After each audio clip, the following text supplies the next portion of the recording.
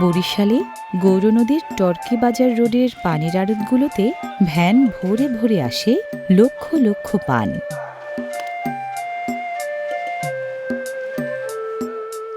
ধানের পরে বরিশালের দ্বিতীয় প্রধান অর্থকরী ফসল পান। এ জেলার 10 উপজেলাতেই চাষ হয় পানের, সবচেয়ে বেশি হয় গৌরনদী উপজেলায়।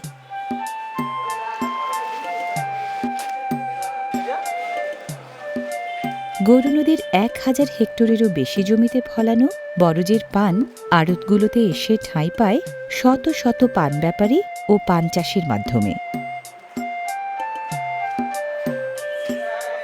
পানের আড়তে পানের মজুত বেশি থাকে বর্ষা মৌসুমে।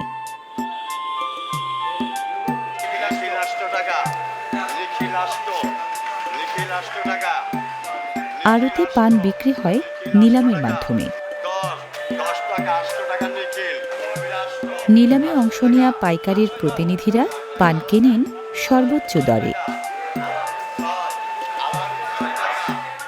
পানের আকার ও মানভেদে নির্ধারিত হয় নিলামের দর।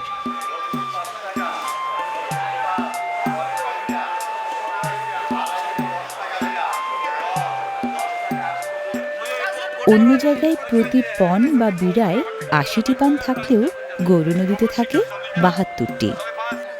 বিক্রি হওয়া পানের সংখ্যা ও দর হিসাবের খাতায় লেখেন আড়তদারের প্রতিনিধিরা।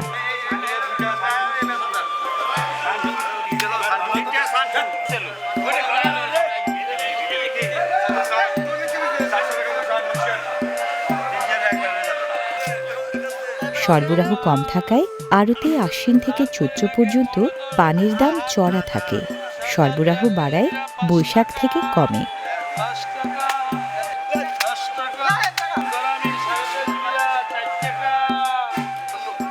আড়তের পান বিক্রি কিনের আয়োজনে আড়তদারদের ভূমিকা কমিশন এজেন্ট হিসেবে।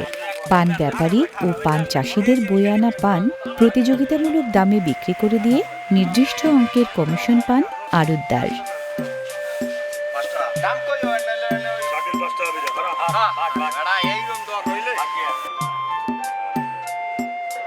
ক্যাশ কাউন্টারে বিক্রি হওয়া পানের সংখ্যা ও দর লেখা রসিদ জমা দিলে হিসাব মাফিক মেলে পান বিক্রির টাকা।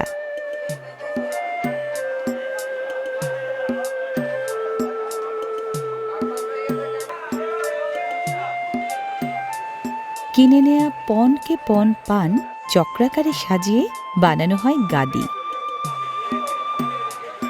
গৌরনদীর পানের পাতা বড়, বোটা মাঝারি, মিষ্টি ও সুস্বাদু হওয়ায় এ পানের দারুণ কদর বাজারে। সারা দেশে ও বিদেশে চালান হয়ে স্থানীয় ও দেশীয় অর্থনীতিতে গুরুত্বপূর্ণ অবদান রাখছে গৌরনদীর পানের আড়তের এই পান।